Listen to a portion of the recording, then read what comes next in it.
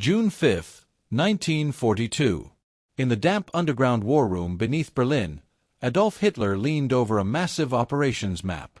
His generals briefed him on a new American bomber that had just rolled off the assembly lines, sleek, fast, and untested. The Allies called it the B-26 Marauder. Hitler smirked, almost chuckling, as if he had just been told a child's bedtime story. To him, it was another clumsy American contraption, heavy with industry but empty of combat genius. The Luftwaffe, he believed, ruled the skies of Europe. This Marauder would be nothing more than an expensive joke. But history has a cruel way of mocking arrogance.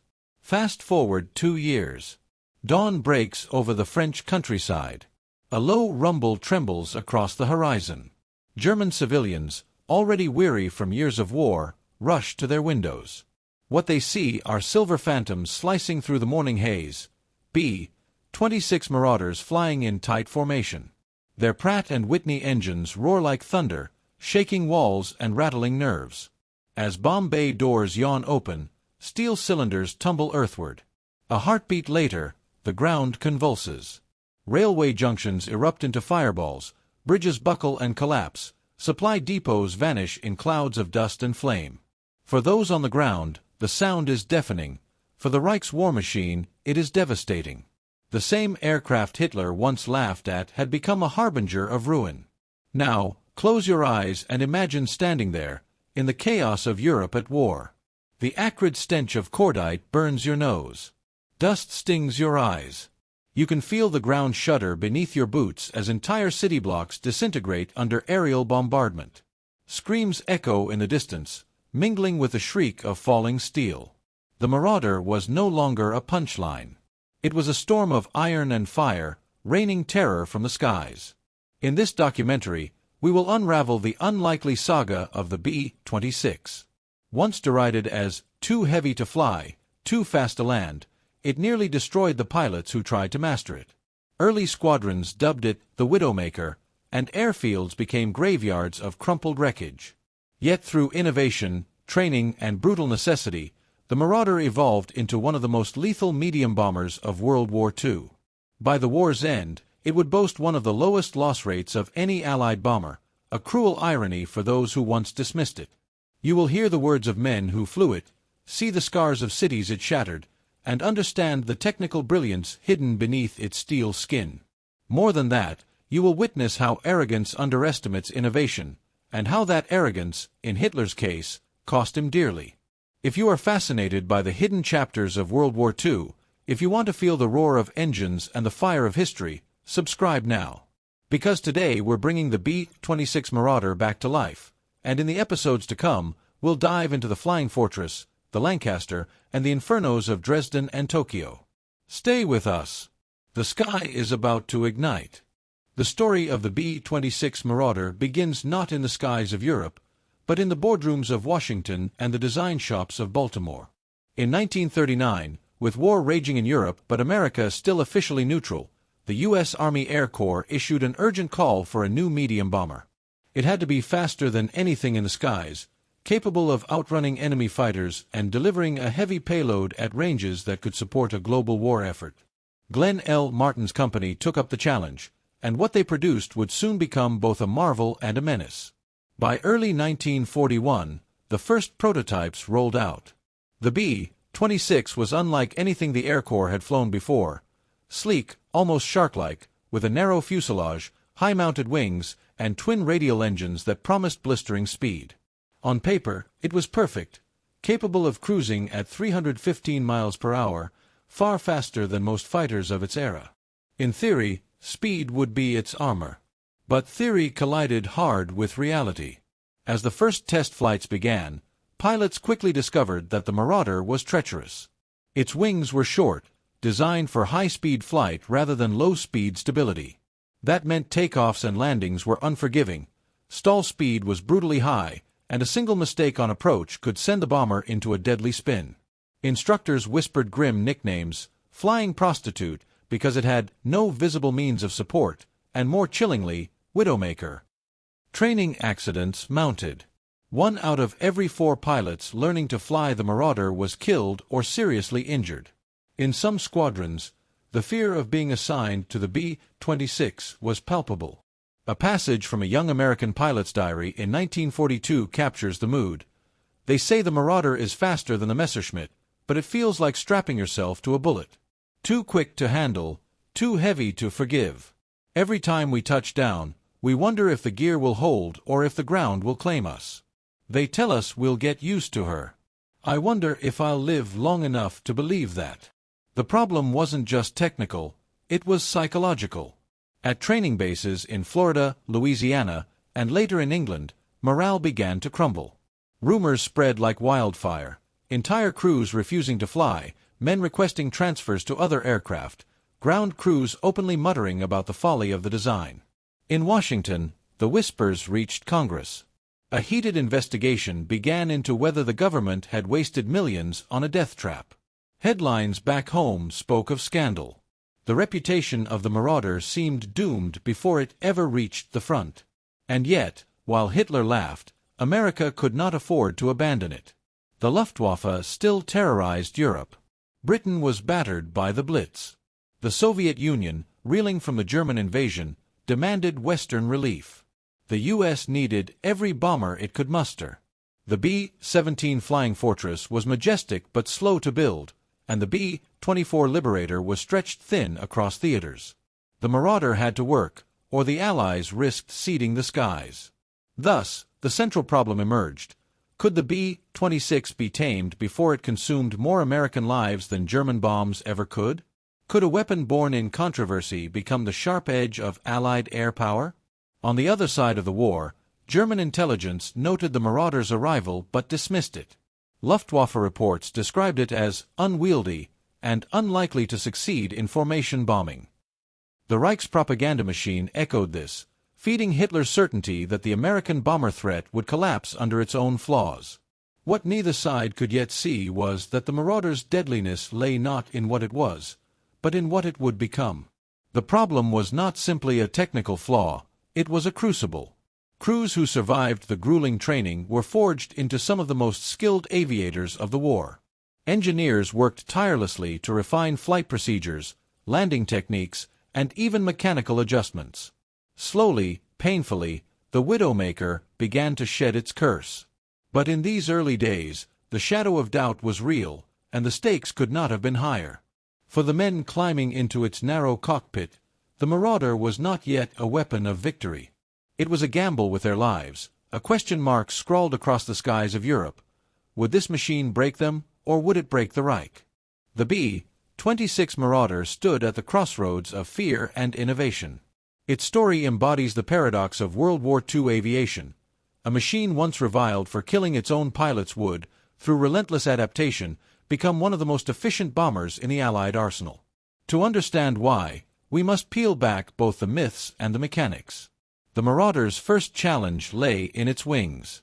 Glenn L. Martin's engineers had taken a daring gamble by shortening the wingspan to cut drag and boost speed. That gamble raised the wing loading to almost 53 pounds per square foot. To give you a sense of scale, the famous B-17 Flying Fortress carried just 38 pounds per square foot.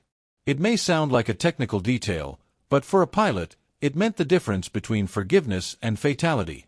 On the B-17, a small misjudgment during landing might end with a rough bump. On the Marauder, the same mistake could mean a stall at 120 miles per hour and a fiery crash at the runway's edge. This is why the aircraft earned its grim nicknames, the Flying Prostitute, because it seemed to have no visible means of support, and even darker, the Widowmaker. At training bases in Florida and Louisiana, the statistics were brutal. For every 100,000 flight hours logged, as many as 15 crashes were recorded. Newspapers back home began to whisper scandal. Congress held inquiries. Families of pilots demanded to know why their sons were being thrown into what looked like a death trap. Yet, once the Marauder was in the air, those same dangerous wings delivered breathtaking performance. Cruising at more than 300 miles per hour, the bomber could actually outrun many early German fighters. Compare that to its closest American cousin, the B-25 Mitchell, which managed around 275. And while the Marauder could haul 4,000 pounds of bombs, not as much as a B-17's 8000. It carried them into battle faster and, in the long run, with far fewer losses. That contrast is the essence of the Marauder, dangerous on the runway, deadly once airborne. A 1942 training manual phrased it perfectly: the Marauder is no forgiving mistress. But once mastered, she will reward the crew with speed and survivability unmatched in her class. Still, mastery came at a terrible cost. At MacDill Field in Tampa, Florida, the phrase, "one a day in Tampa Bay," became infamous. Wreckage was dragged from swamps and shorelines so often that locals began to view the Marauder with dread. Young pilots scrawled in their journals that climbing into its cockpit felt like gambling with fate. One wrote simply, "They tell us she is faster than the Messerschmitt, but I wonder if I'll live long enough to believe it." The technical genius of the Marauder lay in its balance. Its fuselage was sleek, almost shark-like, its nose crammed with instruments and bombardier sights. Twin Pratt & Whitney R-2800 engines, each delivering 2,000 horsepower, gave it a muscular punch. Its defensive armament bristled with .50 caliber Browning machine guns, often up to a dozen, meaning German fighters had to think twice before pressing an attack. And though its smaller bomb load made some dismiss it, crews discovered something far more important: it survived. By 1944, mission reports showed the Marauder had one of the lowest loss rates of any Allied bomber, hovering around 0.5% per sortie. The B-17, though beloved, often lost more than double that. The B-24 Liberator, stretched across global theaters, fared even worse. What looked like weakness on paper, shorter range, smaller payload, translated into brutal efficiency in the skies of Europe. But it had not begun that way. In 1942, congressional critics wanted to cancel the program outright. The War Department resisted, arguing that the problem was not the machine but the men flying it. And so training was reinvented. Crews were drilled relentlessly on approach speeds, stall warnings, and recovery procedures. Engineers tweaked the design, lengthening the wingspan slightly, enlarging the tail fin, and reinforcing the landing gear. Each small improvement lowered accident rates, but the true shift came from discipline. Pilots learned to respect the Marauder's unforgiving nature, and in doing so, they unlocked its potential. One gunner, writing years later, remembered limping home with holes in the fuselage big enough to crawl through. "And still," he wrote, "she brought us home." That bird was stubborn.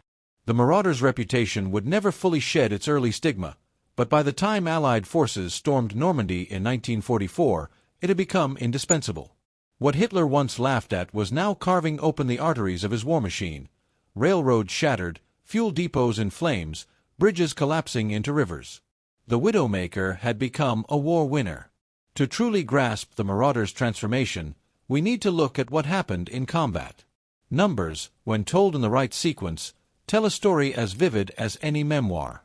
When the Marauder first arrived in England in early 1943, Luftwaffe intelligence assessed it as a curiosity, perhaps even a liability. German reports dismissed it as too heavy for its class, limited in bomb capacity, and unlikely to sustain formation discipline. At that point, they were half right. Early squadrons struggled to keep tight formations, and missions were plagued by mechanical issues and green crews. Losses mounted. For the men flying it, the Marauder seemed to confirm its sinister reputation. Yet the turning point came when tactics shifted. Rather than flying high-altitude daylight raids like the B-17s, the Marauders began specializing in medium-altitude precision strikes. Operating around 10 to 15,000 feet, they targeted railway junctions, bridges, and supply depots with remarkable accuracy. In this niche, speed was everything. While German flak gunners dialed in their sights on the slower B-17s and B-24s lumbering at 20,000 feet, Marauders tore across the sky lower and faster, often too quick to track. It's worth pausing to imagine what that looked like from the ground. A formation of silver bombers racing over the horizon at more than 300 miles per hour, bomb bay doors snapping open in unison, payloads tumbling earthward, and then, before anti-aircraft crews could adjust, the aircraft were gone, climbing out of range. Survivors recalled that by the time the thunder of explosions reached their ears, the Marauders were already specks in the distance. This tactical edge translated directly into survivability. By 1944, loss rates per mission had plummeted. While flying fortresses were losing more than one aircraft for every 100 dispatched, Marauder groups often returned with nearly all their aircraft intact. One statistic from the 9th Air Force illustrates the point. Over more than 100,000 sorties, B-26 losses averaged just under 0.5%. Compare that to the B-24 Liberator, which in some theaters exceeded 2% per mission. For the crews, those numbers weren't abstractions. They were the difference between living to write letters home or becoming names on a memorial wall. What made this possible? Beyond speed, the Marauder carried something else in its design: resilience. Its Pratt & Whitney R-2800 engines, the same power plants that roared inside the P-47 Thunderbolt, could keep turning even when riddled with bullets. Fuel tanks were self-sealing, reducing the risk of fire. The fuselage could absorb punishment astonishingly well. Crews brought back aircraft with tails nearly shot away, engines frozen, or control surfaces shredded. There is a telling account from a raid over France in 1944. A Marauder, hit by flak, lost almost its entire rudder and one hydraulic system. The pilot kept it airborne for 2 hours, nursing it across the channel, finally belly landing in England. The crew walked away shaken but alive. Stories like these spread fast, reshaping the bomber's reputation. From Widowmaker, it became the Baltimore Whore, a rough nickname tied to its manufacturing city, but this time uttered with something closer to respect than fear. Still, respect came at the price of discipline.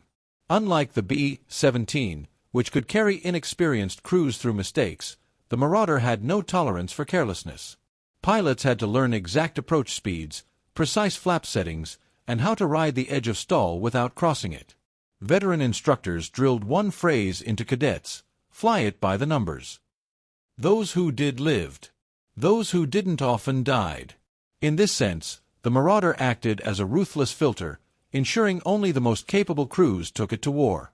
Technically, this precision was also what made its bombing so effective. Bombardiers discovered that the Marauder's stability at medium altitude produced accuracy rivaling, and sometimes surpassing, that of the vaunted Flying Fortress. Railway yards, oil refineries, and coastal defenses fell in cascading strikes. German commanders who had once scoffed at the aircraft began urgently reinforcing flak defenses in areas where Marauder groups were active. Perhaps the greatest irony is this: the very traits that made the Marauder dangerous to its own men in training, its speed, its high wing loading, its demand for exact flying, were the same traits that made it deadly against the Reich. What looked like a design flaw on the runway became an advantage over France and Germany. By late 1944, the verdict was undeniable. The B-26 had flown more than 110,000 sorties in the European theater, dropped over 150,000 tons of bombs, and achieved one of the lowest loss rates of any bomber in the Allied inventory. Pilots who had once cursed it now praised it as the machine that gave them a fighting chance to see peace. For Hitler, the Marauder was supposed to be a footnote. Instead, it became a headline written in fire across occupied Europe. And it achieved this not by being easy to fly, or forgiving, but by being mercilessly efficient in the hands of those who mastered it. The Marauder's first true test came not in the skies of Germany, but in the Mediterranean. By late 1942, America had entered the war, and Operation Torch, Allied landings in North Africa, marked the beginning of U.S. ground combat in the European theater. For the B-26, it was baptism by fire. In November 1942, the first Marauder groups arrived in Algeria. Their mission was simple on paper yet deadly in execution: disrupt Axis airfields, strike supply depots, and cut off Rommel's Afrika Korps from reinforcements flowing across the Mediterranean. The crews were young, many barely passed their training, and they faced not only desert heat but also a ruthless Luftwaffe still dominant in the region. One of the earliest missions targeted an airfield near Tunis. The Marauders, flying from hastily prepared desert strips, thundered into the morning sky. Accounts from German troops describe the shock of seeing bombers race in lower and faster than expected. The first bombs tore across hangars, igniting parked aircraft, while others cratered the runways. But the mission came at a cost. Anti-aircraft fire stitched the sky, and Bf-109s pounced. Several Marauders went down in flames, their wreckage smoldering in the sand. Survivors returned shaken, yet the effect was undeniable. The Luftwaffe was forced to disperse its aircraft, reducing its ability to concentrate power. The North African campaign revealed both the strengths and weaknesses of the Marauder. Its speed gave it a fighting chance against interceptors, but inexperienced crews still paid heavily. Loss rates in late 1942 and early 1943 hovered near 10% per mission in some units, staggering numbers that strained morale. Pilots wrote home about comrades who vanished into the desert sky, while ground crews struggled to patch battle-damaged aircraft with limited supplies. Yet the lessons learned in North Africa became the foundation for everything that followed. Tactics evolved quickly. Marauder groups began flying in tighter formations, maximizing their defensive firepower. Bombing runs shifted to medium altitude, balancing accuracy with survivability. And as veteran crews accumulated, their confidence grew. By mid-1943, with Axis forces driven from Tunisia, Marauders turned their fury on Sicily. In July, during Operation Husky, waves of B-26s struck ports and transport hubs. One squadron diary notes, "We watched from altitude as entire convoys in Palermo erupted. The harbor burned for days." These strikes crippled Axis supply lines and helped pave the way for Allied landings. Still, the Marauders' reputation back home remained mixed. News of high training casualties continued to haunt the program, and critics in Washington grumbled that other aircraft, like the more versatile B-25, were better investments. But commanders in the field disagreed. They had seen firsthand that, when handled properly, the Marauder was devastating.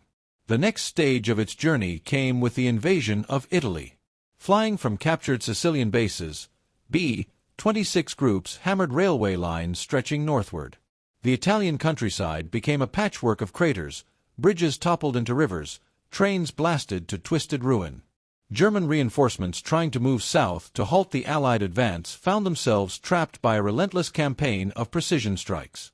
One Italian civilian later recalled the sight. The trains never arrived. The stations were rubble. You could hear the bombers before you saw them, and then the earth shook. We knew then the Germans could not hold forever.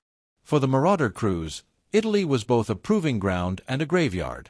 Flak over Rome and Naples was intense, and Luftwaffe fighters still contested the skies. Yet, the loss rates were beginning to drop as tactics matured. What had once been called a suicide ship was now showing its worth as a scalpel in the Allies' growing arsenal. By the end of 1943, the Marauder had flown thousands of sorties across North Africa, Sicily, and Italy.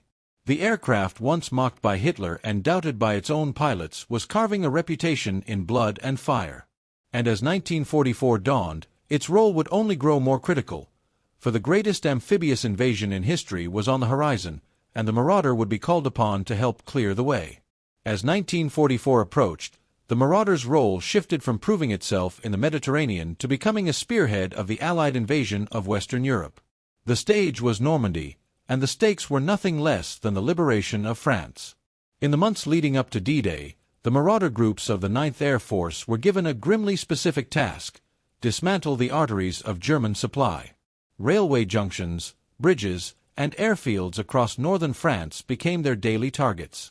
Crews flew mission after mission into the teeth of flak, often 2 or 3 sorties in a single day. A bombardier recalled those weeks as a blur of smoke and fire. Every morning we woke before dawn. By noon we had dropped bombs on a rail yard or a bridge. By evening, another run. The sky was never quiet. The Marauders' engines became the heartbeat of invasion. Accuracy was critical, and here the Marauders' medium-altitude precision came into its own. Reports from May 1944 show that rail traffic across northern France had been slashed to less than half of normal levels. Entire towns saw their train stations reduced to rubble. German commanders complained bitterly that reinforcements could not reach the beaches fast enough.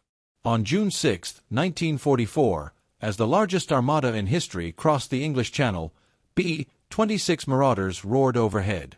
Their mission that morning was among the most daring: strike the coastal gun batteries guarding Utah Beach, sometimes from altitudes as low as 4,000 feet.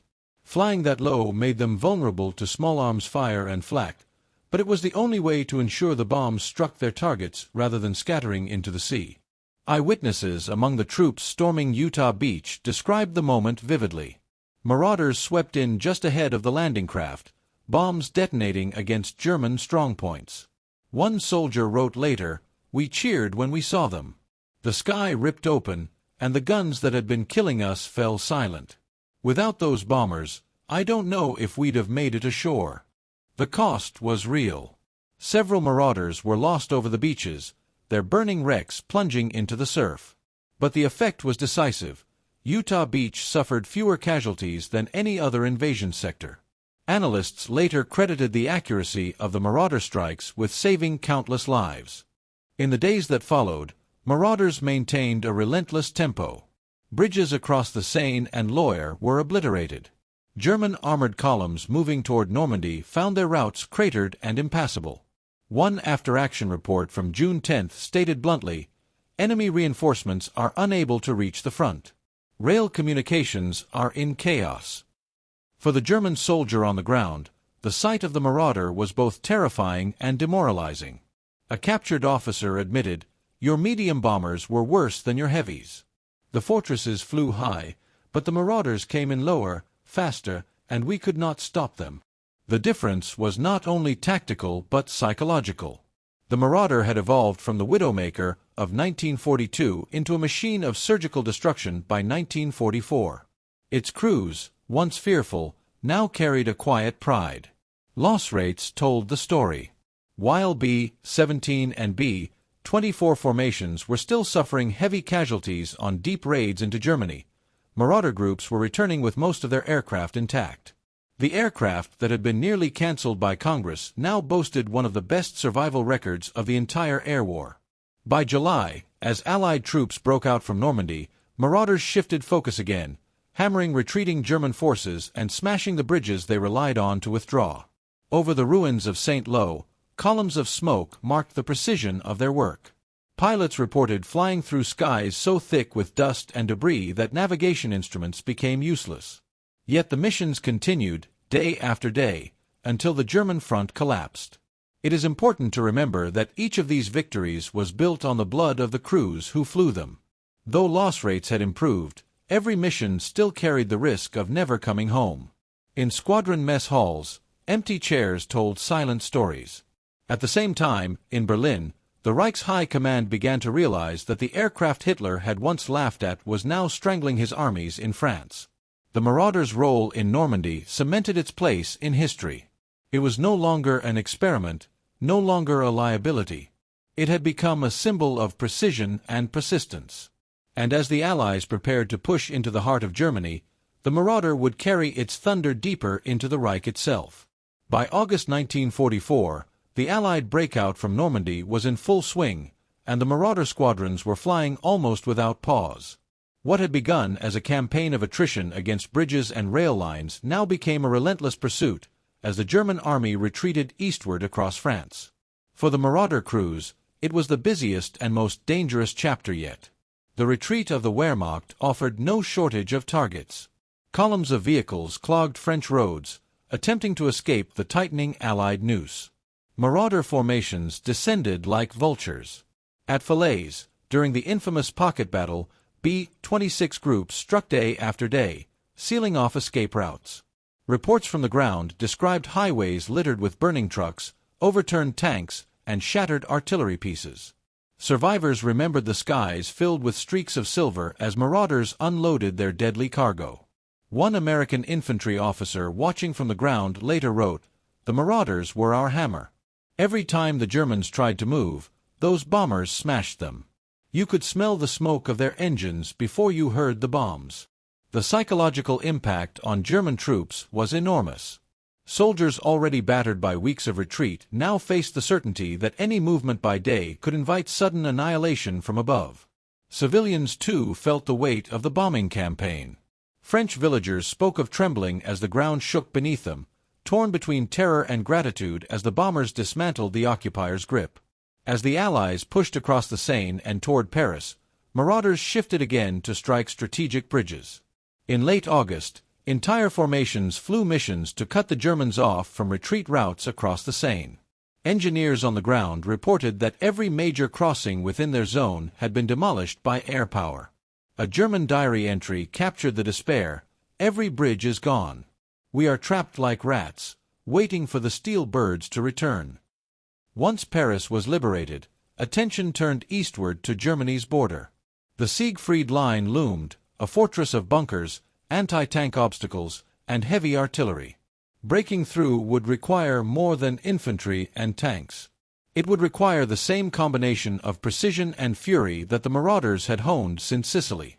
In September and October 1944, Marauder squadrons were tasked with pounding the Siegfried defenses. Flying in all weather, often through low clouds and autumn storms, they targeted pillboxes, troop concentrations, and supply hubs. Crews recalled the difficulty of navigating in poor visibility, their formations sometimes breaking apart in the mist. But when bombs did fall, the effect was devastating. Concrete bunkers shattered, ammunition depots erupted in fireballs, and German supply lines collapsed under the pressure. It was also during this period that loss rates began to climb again. The Luftwaffe, though weakened, still struck with ferocity when it could. Flak defenses along Germany's border were dense, and Marauder crews frequently returned with wings riddled and engines barely holding together. One pilot described his final approach into England after such a mission: "We had lost hydraulics. The right engine was on fire. The landing gear jammed. Yet somehow, by sheer will, we put her down." The ground crew counted over 200 holes in the fuselage. Despite these dangers, the Marauders' efficiency remained unmatched. In late 1944, statistics showed that of over 100,000 sorties flown, the overall loss rate still hovered under 1%, a number that astonished commanders. For the men in the cockpit, those numbers were cold comfort, but they also represented proof that the Marauder had finally silenced its critics. December 1944 brought the last great German offensive, the Battle of the Bulge. The Ardennes forest was blanketed in snow and fog, grounding much of the Allied air fleet during the initial surprise attack. 4 days, the Marauders sat idle, their engines silent while German armor surged forward. But when the skies cleared, the 9th Air Force unleashed its medium bombers with ferocious precision. On December 23, Marauder formations swept over the Ardennes, hammering road junctions and fuel depots critical to the German advance.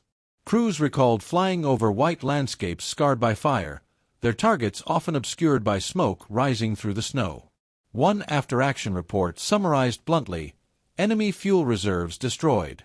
Movement halted. Counteroffensive cannot be sustained." The impact was decisive. Without fuel, German tanks and trucks ground to a halt, their offensive momentum evaporating. Veterans later credited the Marauders' strikes as one of the factors that blunted the Bulge and helped turn the tide back in the Allies' favor. By the end of 1944, the Marauder had fought across deserts, mountains, and forests, earning its reputation in blood and fire.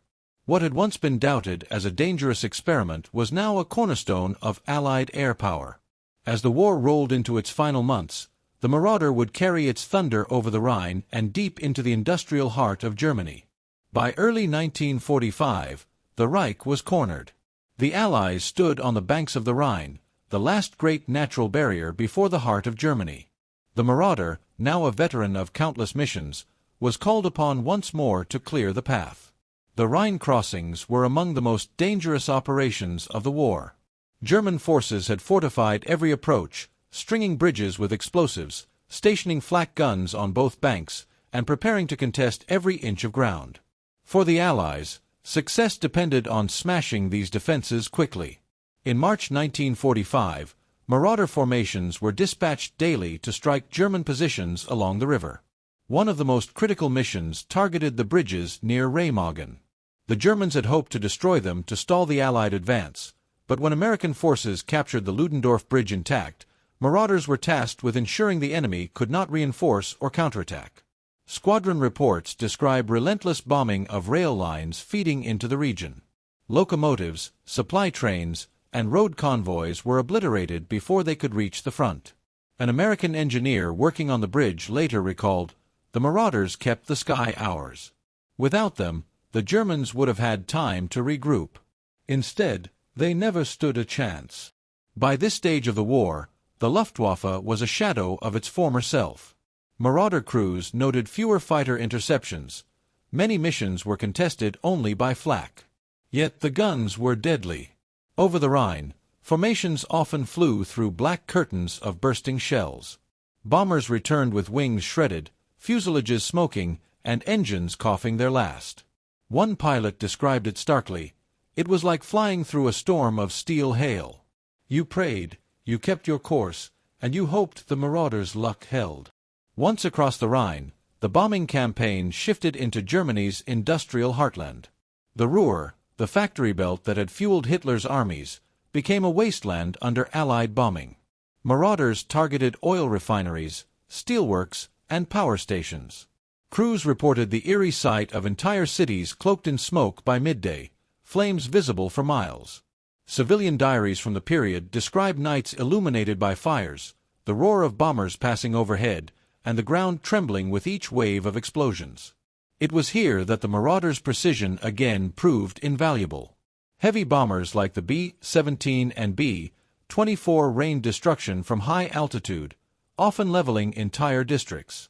The Marauder, flying lower, struck with scalpel-like accuracy.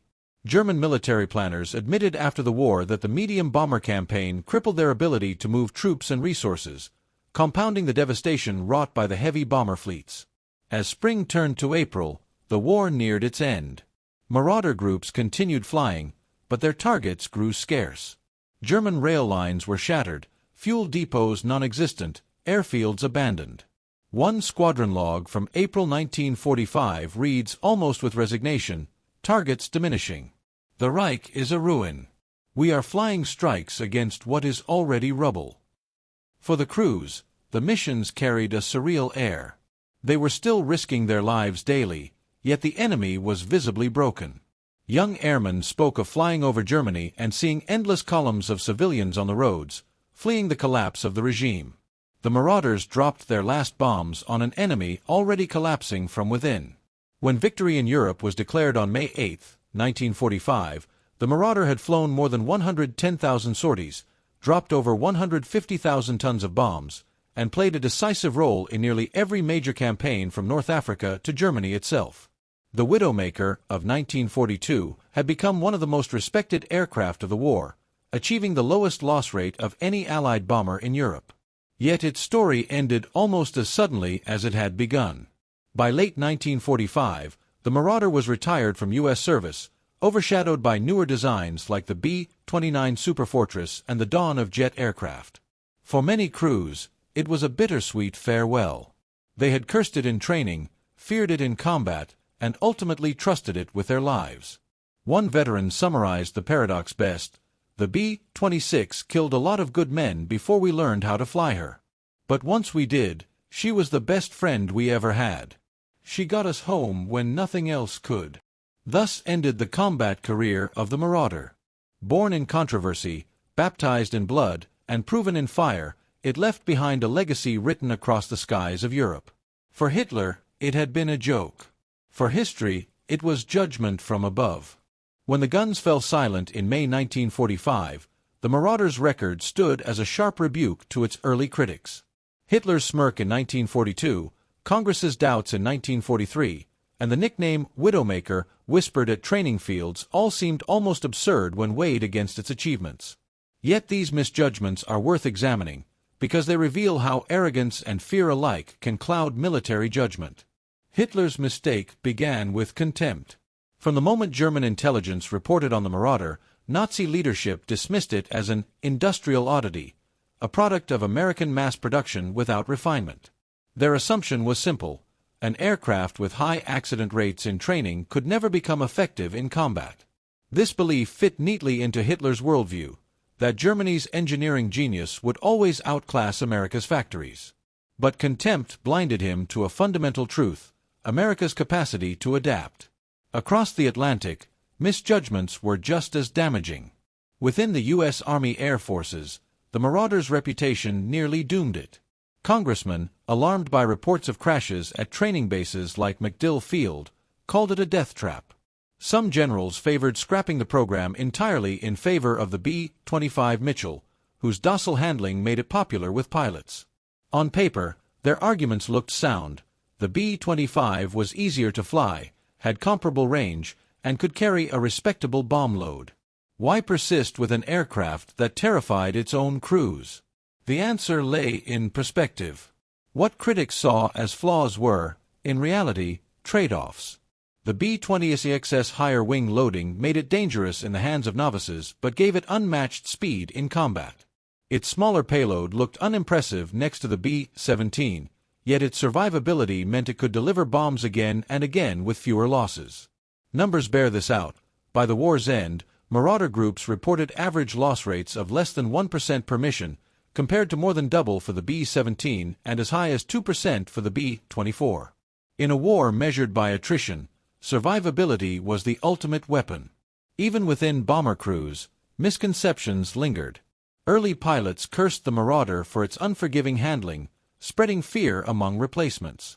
The nickname, "One a Day in Tampa Bay," haunted training fields, while grim jokes about flying coffins echoed in squadron barracks.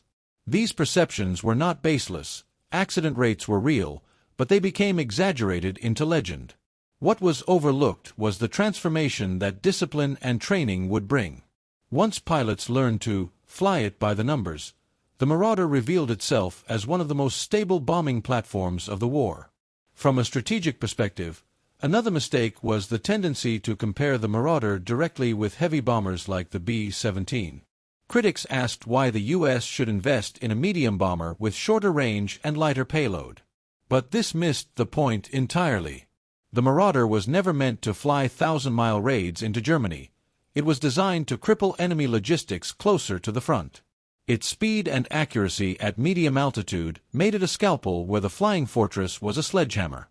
The two were not rivals but complements. German commanders eventually learned this the hard way. After D-Day, reports to Berlin warned that American medium bombers were inflicting damage out of proportion to their size. Rail yards, fuel depots, and bridges vanished under precise attacks. A Luftwaffe officer captured after the war admitted, "We feared your fortresses, but we respected your Marauders. They came fast, they struck true, and they escaped before we could react." There is an irony here.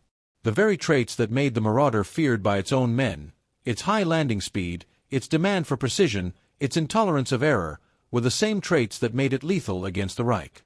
What pilots saw as danger, strategists eventually recognized as efficiency. The learning curve was steep, and the price in lives was high, but once mastered, the Marauder became a weapon that few others could match.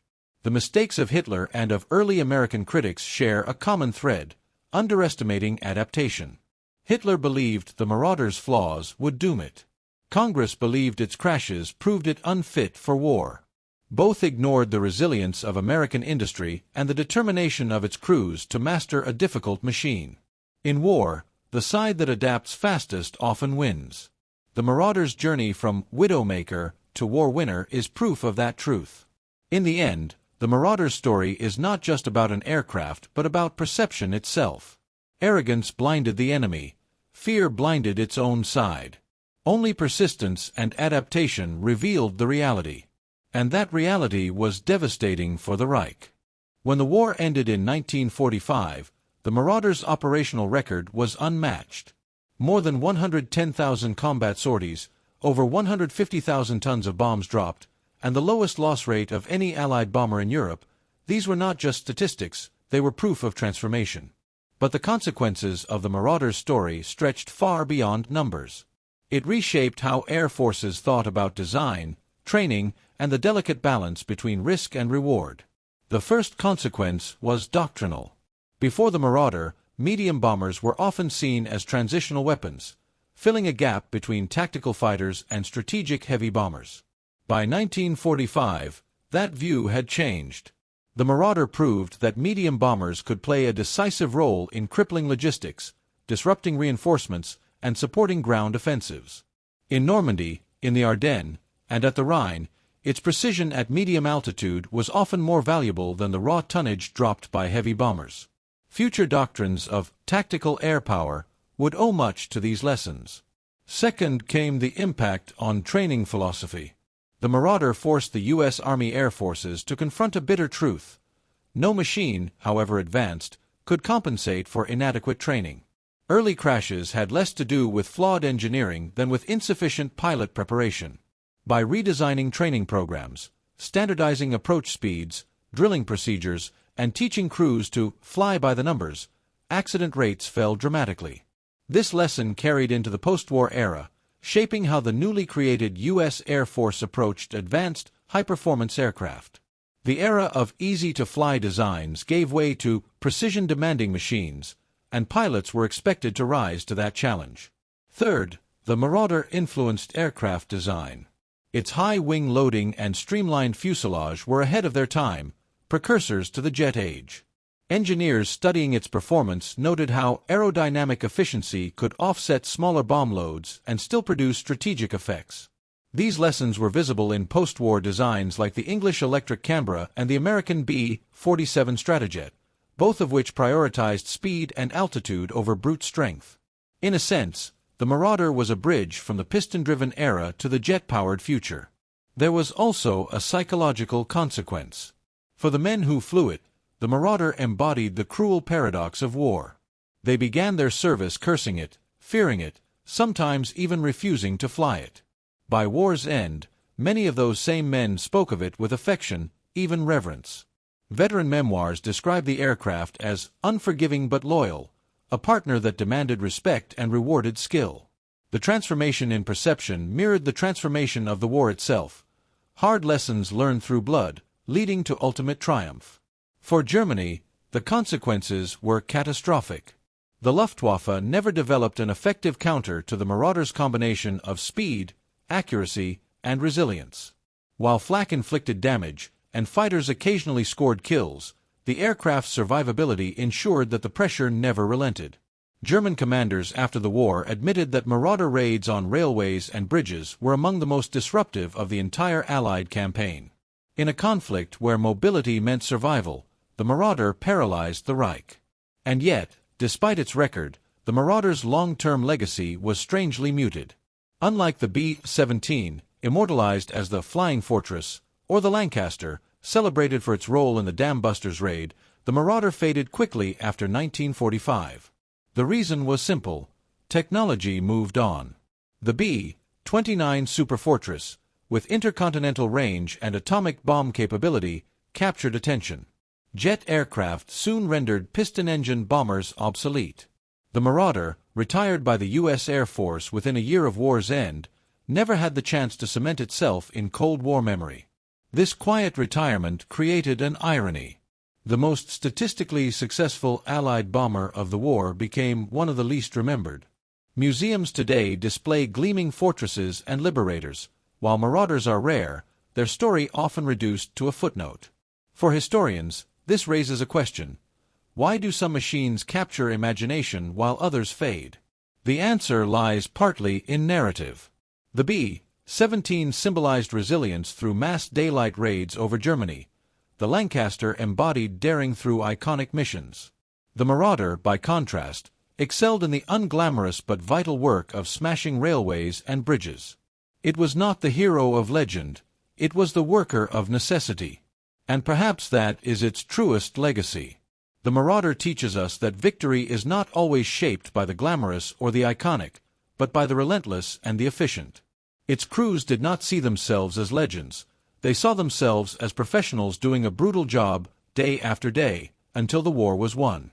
The final consequence is personal. For the men who flew it, the Marauder left indelible scars and memories.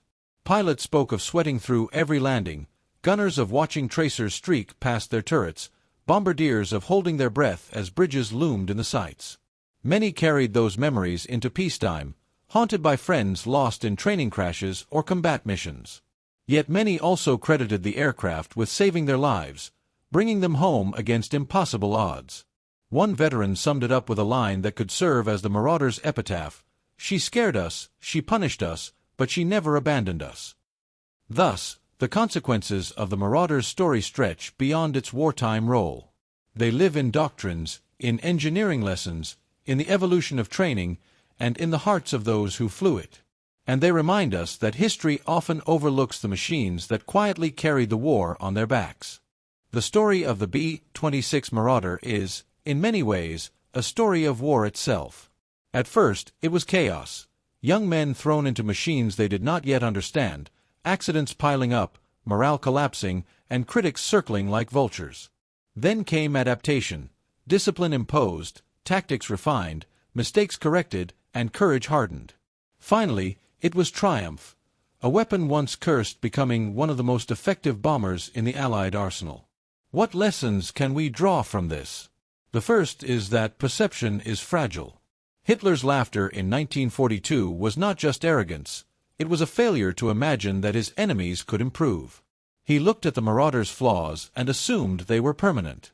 The United States nearly made the same mistake, considering canceling a program that looked disastrous in training. Yet war rewards not the perfect machine but the ability to adapt. The Marauder is proof that persistence can turn failure into strength. The second lesson is about respect. The B-26 demanded respect from its crews. It punished carelessness without mercy, but it rewarded precision with survivability. In that sense, it was a teacher as much as a weapon. Pilots who mastered it became among the most skilled aviators of the war. The lesson carries beyond aviation. Difficult challenges often reveal hidden strengths, provided we have the discipline to endure them. And the third lesson is humility. History remembers legends, the fortresses, the Lancasters, but it is often the quieter, less glamorous machines that carry victory on their backs. The Marauder's work was not glamorous. It did not drop the first atomic bomb or star in propaganda posters. But by tearing apart bridges, rail yards, and supply lines, it crippled the Reich in ways that were no less decisive. Its legacy reminds us to look beyond spectacle and honor the uncelebrated engines of victory. As we close this chapter, imagine once more the arc of its story. From the smirk in a Berlin bunker to the roar over Normandy, from burning wrecks in Tampa Bay to precision strikes across the Rhine. The Marauder embodies the transformation of war itself. Fear turned into power, chaos turned into order, weakness turned into strength. And if this story has gripped you, if the roar of those Pratt and Whitney engines has echoed in your imagination, if the image of silver bombers over Europe has stirred something within you, then stay with us. This channel is dedicated to uncovering more stories like this. Tales of machines, men, and moments that shaped our world. In the next episodes, we will bring you into the bomb bays of the B-17 Flying Fortress, across the night skies with the Lancaster, and into the infernos of Dresden and Tokyo. Subscribe so you don't miss the next flight. Like this video if you want these forgotten machines to be remembered. Share it with others who need to know that history is not just grand strategy but the sweat, fear, and triumph of those who lived it.